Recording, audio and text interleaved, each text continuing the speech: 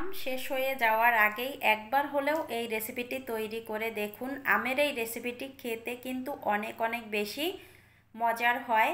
আজকে আমি আমের মালপোয়া পিঠা তৈরি করে দেখাবো, আর প্রত্যেকটা পিঠা কিভাবে ফুলকো করবেন সেই গোপন টিপসও আজকে শেয়ার করব। মাত্র একটি টিপস ফলো করলে সবার পিঠাই ফুলকো হবে। নমস্কার, সবাইকে স্বাগত জানাচ্ছি নতুন আরও একটি রেসিপি দেখার জন্য।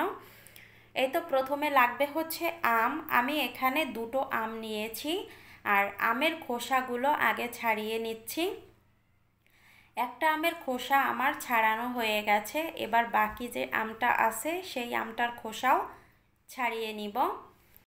আমের খোসা ছাড়ানো হয়ে গেছে, এখন আম থেকে আমি পিউরিটা বের করে নিব। আপনারা চাইলে কিন্তু ছোট ছোট করে কেটে তারপরে হচ্ছে ব্লেন্ডার জারের মধ্যে নিয়ে এটা পেস্ট করে নিয়ে আসতে পারেন, তবে আমি পেস্ট করব না। আমি এই যে জালিটা দেখতেছেন এটার মধ্যে দিয়ে ছেঁকে নিব। ছেঁকে নিলে কিন্তু আমের যে পিউরিটা আছে সেটা খুব সুন্দরভাবে বের হয়ে যাবে।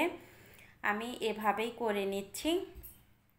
এই তো আমের পিউরিটা বের করা হয়ে গেছে, দেখেন। এখন আমি এখানে দিয়ে দিব 1 কাপ চালের গুঁড়া। 1 কাপ চালের গুঁড়ার সাথে আমি এখানে দিয়ে দিলাম 1 কাপ ময়দা। এবার আমি এখানে দিয়ে দিব স্বাদ মতো লবণ। লবণটা দেওয়া হয়ে গেছে, এখন দিব মিষ্টি। মিষ্টির জন্য আমি চিনিটা ব্যবহার করছি, এখানে 1 কাপ চিনি নিয়েছি। আপনারা আপনাদের টেস্টের উপর ডিপেন্ড করে চিনিটা দিবেন। এখন এই সবগুলো উপকরণ একটা হ্যান্ড উইচ দিয়ে আমি একটু মিশিয়ে নিচ্ছি। তারপরে এখানে জল দিব, যতটুকু পরিমাণে জল লাগবে ততটুকু দিতে হবে। আমি এখানে 1 কাপ পরিমাণ জল দিয়ে দিলাম, আর জলটা হচ্ছে আমি উষ্ণ গরম জল দিয়েছি, একেবারে উষ্ণ। জলটা দেওয়ার পরে এখন ভালোভাবে মিশিয়ে নিব প্রত্যেকটা উপকরণ। মিশিয়ে নিয়েছি, এখন কি করতে হবে 5 মিনিট খুব সুন্দরভাবে ফেটিয়ে নিতে হবে। যেহেতু শুকনা চালের গুঁড়া, পিঠাটা ফুলকো করতে হলে এভাবে একটু ফেটিয়ে নেবেন। 5 মিনিট ফেটানো হয়ে গেছে, আর ব্যাটারটা কীরকম ঘন রেখেছি দেখেন, এই যে এরকম ঘন রেখেছি। এখন চুলায় চলে যাব। চুলায় চলে আসলাম, কড়াইতে দিয়ে দিলাম সাদা তেল। তেলটা দেওয়ার পরে আমি গরম করে নিয়েছি। এখন এই যে গোপন টিপস হচ্ছে, এখানে একেবারে সামান্য পরিমাণে একটু লবণ দিয়ে দিলাম। এই লবণটা দেওয়ার কারণে কিন্তু প্রত্যেকটা পিঠাই ফুলকো হয়ে উঠে যাবে উপরের দিকে। আমি 1 চামচ ব্যাটার দিয়ে দিলাম তেলের মধ্যে, আর একটু পরেই দেখবেন একা একাই কিন্তু ফুলে উপরে উঠে গেছে। এই দেখেন ফুলে উঠে গেছে।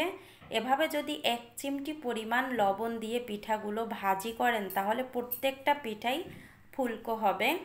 তারপরে উপর দিয়ে যখন আরেকটু তেল ছিটিয়ে দিবেন, দেখবেন পিঠাটা আরও ফুলকো হয়ে উপরে দিকে উঠে যাচ্ছে।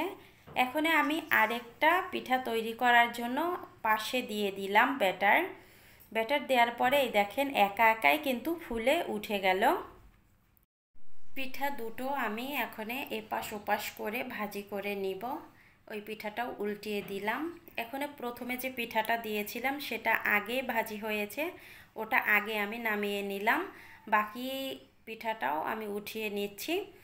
এখন আবারও আমি একটা পিঠা দিয়ে দেখাচ্ছি। 1 চামচ ব্যাটার দিয়ে দিলাম। ব্যাটার দেওয়ার সঙ্গে সঙ্গে এই পিঠাটা মাঝখানে একটু ছিদ্র হয়ে গেছে, কোনো সমস্যা নেই।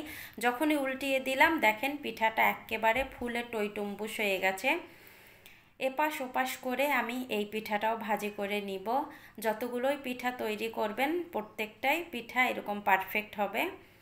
সবগুলো পিঠা ভাজি করা হয়ে গেছে। কিছুটা পরিমাণ পিঠা আমি আপনাদের সামনে নিয়ে এসেছি। এখন আমি একটা পিঠা একটু মাঝখান দিয়ে ছিঁড়ে দেখাচ্ছি, দেখেন কতটা পারফেক্ট হয়েছে। সেমভাবে আপনারা বাসায় একবার ট্রাই করে দেখবেন। আর পাকা আমের এই মালপোয়াটা খেতে অনেক বেশি মজা ছিল। ভিডিওটা এখানে এন্ড করলাম।